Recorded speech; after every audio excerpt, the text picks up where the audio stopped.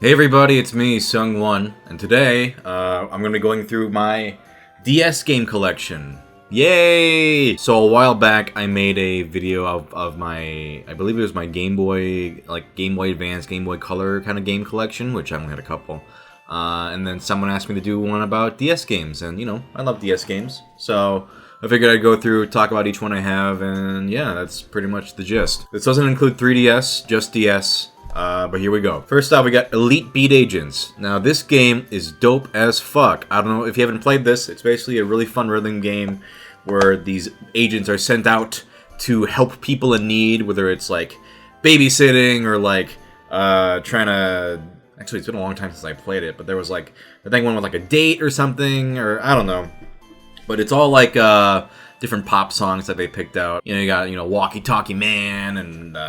YMCA, just like these fun pop songs, and then the gameplay is kind of like they sort of roll these. You press buttons in unison with the music, and then they will have things where you roll with them, and it's hard to explain without a visual. So I probably have a visual here already, but it's pretty fun. Really funny character designs. The original game was called Oendan, I think, like Os Tatakai Oendan or something like that. And that was a Japanese rhythm game. They basically, which was interesting, they didn't port it. They made an entirely new game for American audiences. They just changed the character designs and all brand new songs, brand new everything, but the same gameplay mechanics. It's been a long time since I played this, but it's really fun. If you like rhythm games, I definitely recommend checking this out. It's a lot of fun. Agents are... Go! Next up is Etrian Odyssey. This is a dungeon crawler where you actually get to draw the map as you progress, which is really addicting, actually.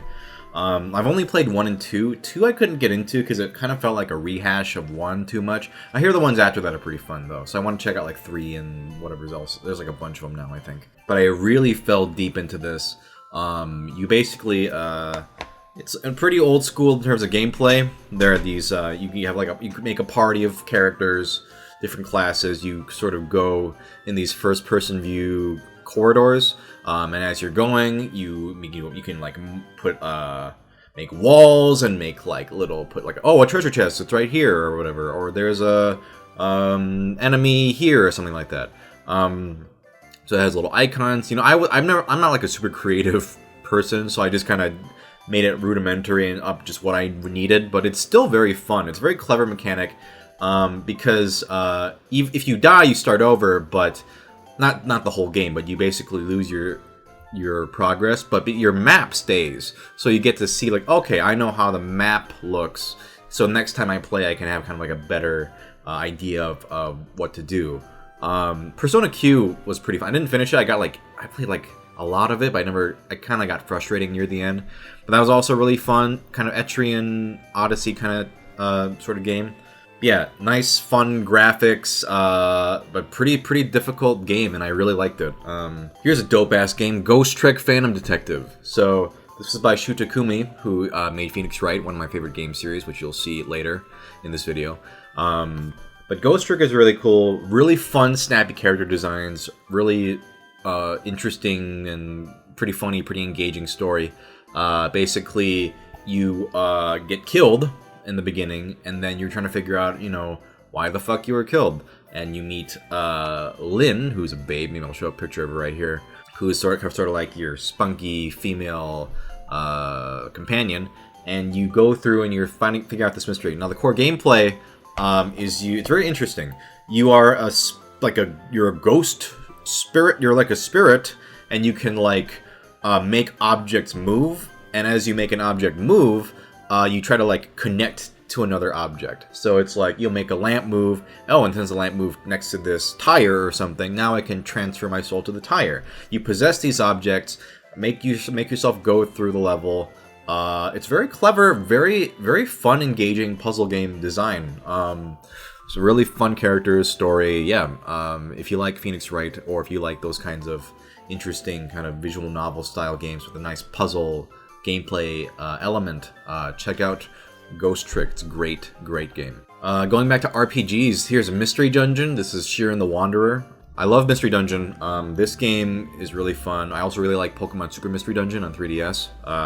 Basically, it's a roguelike where you go through these randomly generated floors. It's like a overhead kind of view. Like, each tile you move, the enemies move, and then you can, like, attack them or use spells or whatever, use items. But in this game, if you die, you start over from the very beginning. And that's kind of the charm of it, is as you learn how enemies work and how items work and get better at the game, you have this nice sense of progression through the game, which is very satisfying, because I love games that are difficult but fair, and this game is very fair, and you will die a lot. You will not beat the game in one shot unless you're a fucking genius and just can do it perfectly, but the game is meant to be played many times, and so I believe it was on Super Nintendo first or whatever, but they just kind of ported it to DS. Very solid gameplay. I love the idea of sort of getting better as you go. You know, I love randomly generated roguelike shit. Like, I love Binding of Isaac. I love Dungeons of Dreadmore, that kind of stuff. Because it's like, you never know. You never know what you're going to get in that floor. You might get a really dope item, or you might get fucked.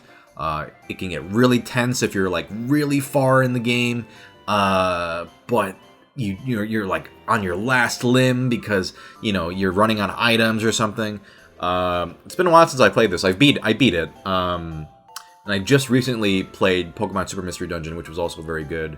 But yeah, really solid game. If you like kind of tough dungeon crawlers, and then if you like roguelikes, check it out. Okay, here's 999. This is 9 hours, 9 persons, and 9 doors. A very good game in the Zero Escape series.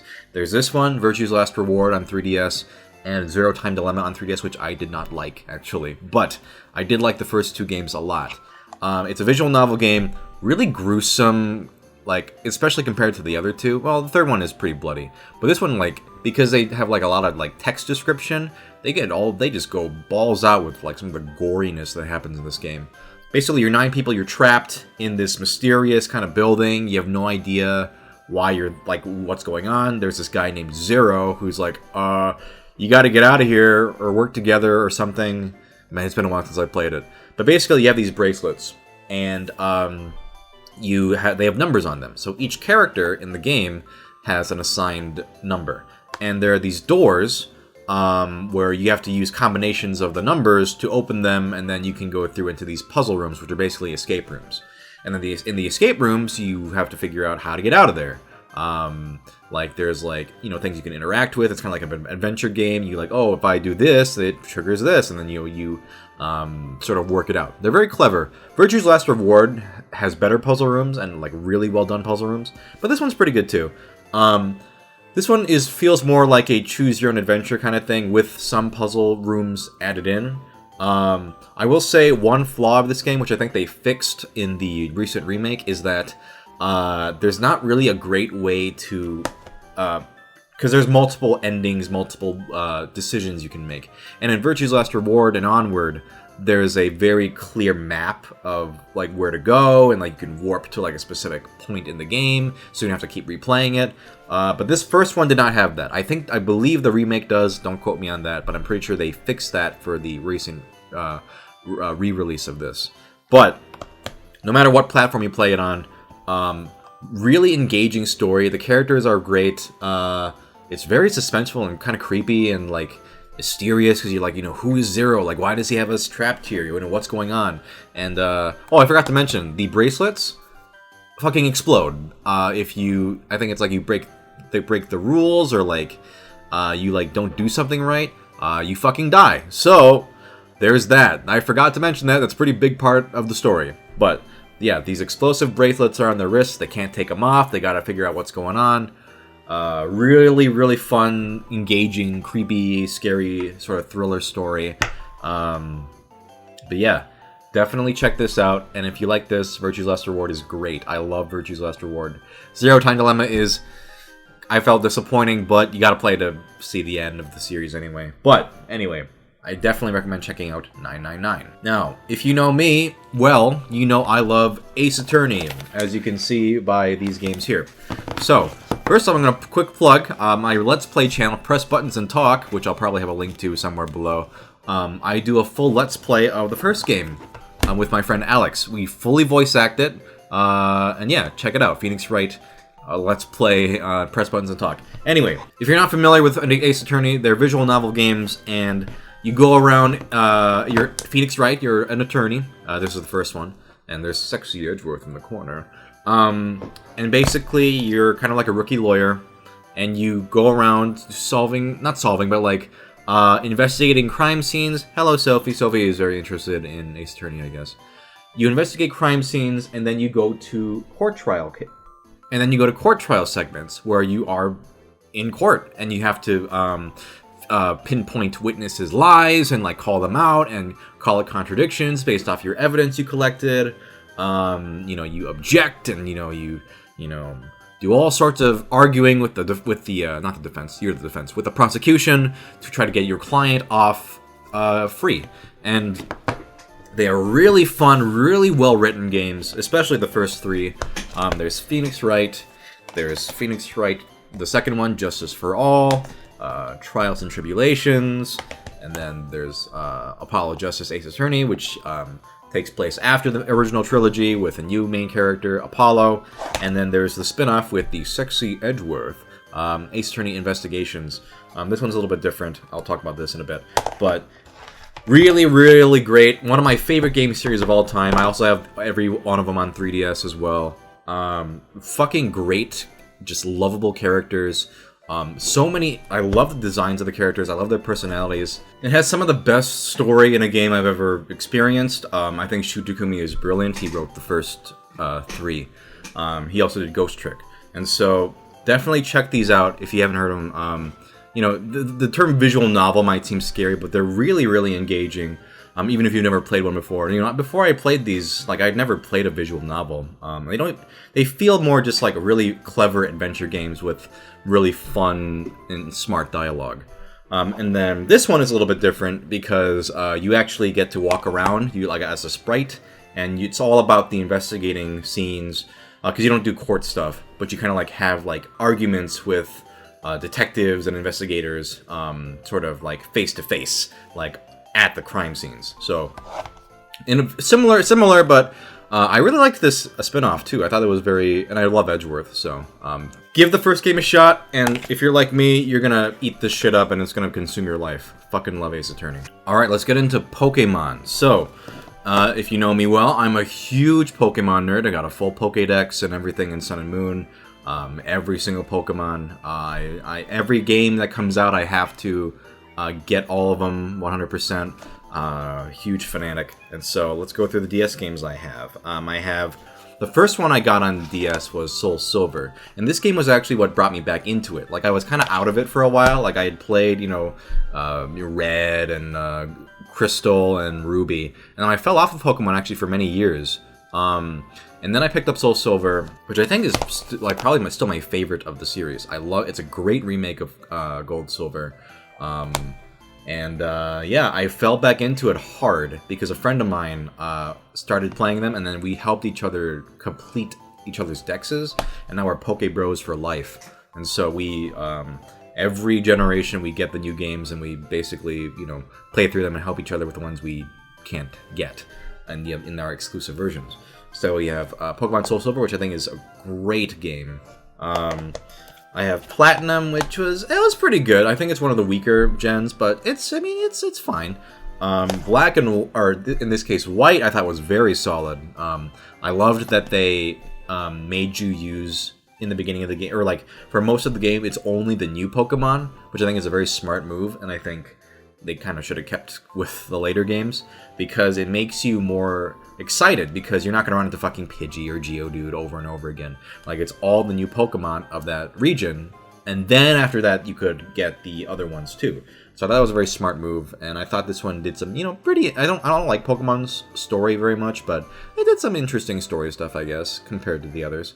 I thought this was very solid, so I really liked. I'm a big Poke nut, so I'll play anything that they throw at me. In a similar vein, here's Pokemon Conquest, which I love this game a lot. Actually, I really got sucked into this. It's basically Pokemon, but with the sort of from Japanese history, like Nobunaga and all those figures, you know, Mitsuhide and all those guys, Shingen and fucking Kenshin, you know, all these historical figures. You can see them kind of on the back, and I'll probably maybe show some pictures or something. Basically, it's a grid-based tactical RPG where you have Pokemon and you can actually like catch other people's, or not that you like recruit people to your army, because you're making an army of soldiers and characters, and they each have their own Pokemon that have different attacks.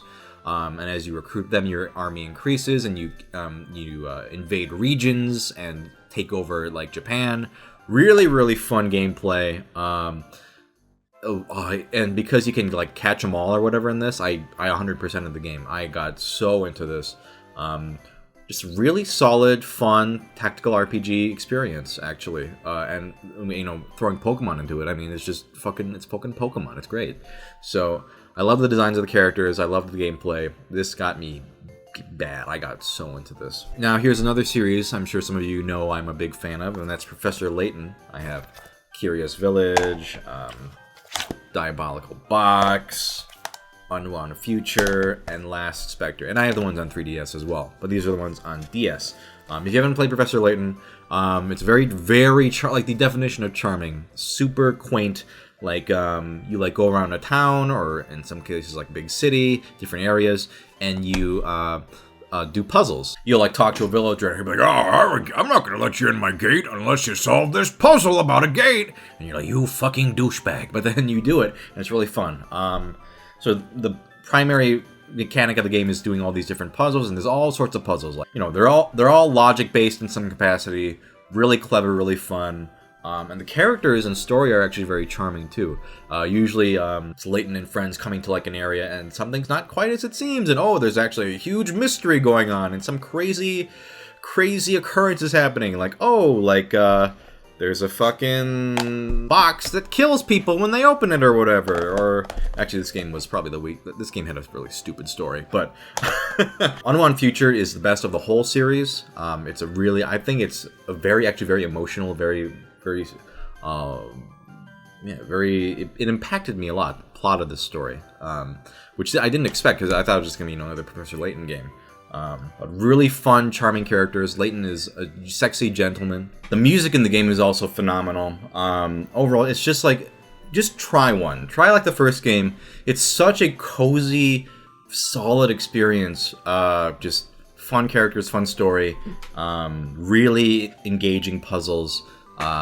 Just play fucking Professor Layton, why don't you? Jesus. What's your problem? Oh, here's a good one. This is a great series. Rhythm Heaven. Oh man. So, Rhythm Heaven is basically a bunch of different mini games where you like tap with the silencer flick, and you just really simple controls, but really fun, engaging rhythm games. And love the art style. Ko Takuichi is fantastic. He does the character designs and art design for these games and the WarioWare games, and it's such a great style. I implore you to check these out. There's also one on Wii called Rhythm Heaven Fever. They recently released one on 3DS called Rhythm Heaven Megamix, which is like a combination of these games and there was a GBA one called just Rhythm Tengoku that was never released here. But Megamix has a bunch of the games of all three. Really just funny, charming rhythm games. Really difficult too, because they like do like remixes where they like combine a bunch of games into one song and you have to like do them. It looks like super like silly and goofy, but damn, it gets really fucking hard when you're trying to kind of 100% a song. Super engaging, super addicting. Check out Rhythm Heaven. Here's one I haven't played in a long time, Trauma Center Under the Knife 2. I've played the first one as well, which I enjoyed, but I like this one more because the art style changed, because the first one they look kind of, ugly. But you haven't played Trauma Center, it's a really hard game actually. You're a doctor, and you're doing these surgeries, and they involve a lot of different procedures, like draining blood or doing stitches. It basically boils down to like kind of like an arcade, like just like against the clock, like trying to finish like objectives and shit really quickly. It's really, really hard, but really, really fun, but stressful. It's such a weird combination of stressful and fun. The story is whatever. It's okay. The gameplay is just super addicting because you get better and better at these procedures. Like, once you've like drained blood, you're just like a fucking pro and you're just doing it lightning fast.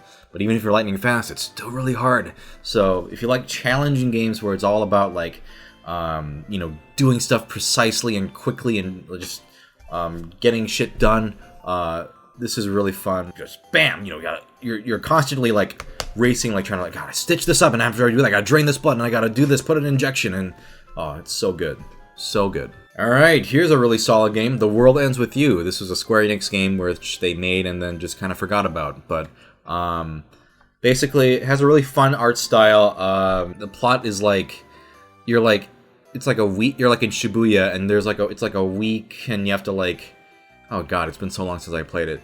You like die or something after 7 days, and you gotta like figure out how to not. That might not be right. It's been a long time, but the gameplay of these games is really fun. You do you have these battles that take place on the top screen and the bottom screen, and I mean, honestly speaking, I kind of only focus on the bottom screen, and I was fine. But the controls feel really good. Like you use the stylus to like press and like shoot stuff, or like swipe and, you know, hack at enemies. Really great use of the platform of the DS and the stylus. The characters are fun. The story is pretty good. Really nice, distinctive art style. Just really bold, interesting designs and gameplay. Yeah, it's dope as fuck. And finally, last but not least, Yu-Gi-Oh! Nightmare Troubadour. So, I love Yu-Gi-Oh! Semi-recently, I was really into Duel Links on the phone. What I like about Nightmare Troubadour is it lets me play Yu-Gi-Oh! But only with the classic cards, because I don't know all the fucking pendulum. Like, there's so many new rules now in Fusion, and I don't know what the fuck. For me, I grew up watching Yu-Gi-Oh! And Battle City, and that's it. And this is that. It's Battle City as a game. You can collect all the cards, you can get the Egyptian God cards, you can get all the traps and everything that you're familiar with. Because for me, it's beyond that, I don't know what the fuck, how to play Yu-Gi-Oh! But if you just want, the translation is really bad actually. It's kind of funny. But you don't play this for a good localization. You play because it's fucking Yu-Gi-Oh! And it's Yu-Gi-Oh! It's just, if you like Yu-Gi-Oh! It's just Yu-Gi-Oh! Classic Yu-Gi-Oh! And that's exactly why I got it, because I didn't want to do any of the new shit. Yu-Gi-Oh! Is a very engaging game, actually.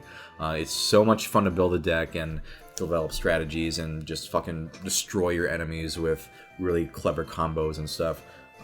So yeah, if you just want a nice classic Yu-Gi-Oh! Experience, Nightmare Troubadour is a good way to go. This was my Yu-Gi-Oh! Sort of like how to get my Yu-Gi-Oh! Fix. Alright, that was my DS collection. Yeah, I hope you guys maybe discovered some new games you like to play. Maybe I'll do more videos of like I have a lot of games from different consoles and stuff, so maybe I'll make a separate or more videos of that if I feel like it. Anyway, goodbye.